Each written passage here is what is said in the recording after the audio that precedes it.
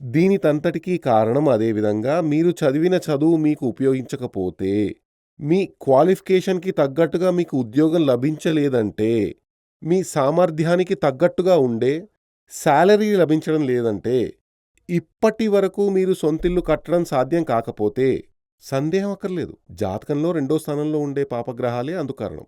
కాబట్టి దానికి మీరు పరిహారం చెయ్యాల్సిందే.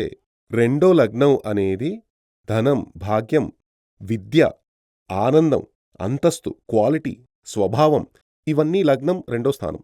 ముఖ్యంగా రెండో స్థానం. కాబట్టి ఆ రెండో స్థానం అనేది జీవితానికి అత్యంత ముఖ్యమైన స్థానం. 12 రాశులు ముఖ్యమైనవే.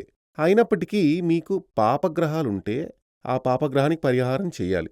ఏ పాపగ్రహం అక్కడ ఉందో ఆ రెండో స్థానానికి అధిపతి అయిన గ్రహం ఏ రాశిలో, ఏ గ్రహంలో యొక్క ఛాయలో ఉందో దానికి అనుగుణంగా పరిహారం చెయ్యాలి.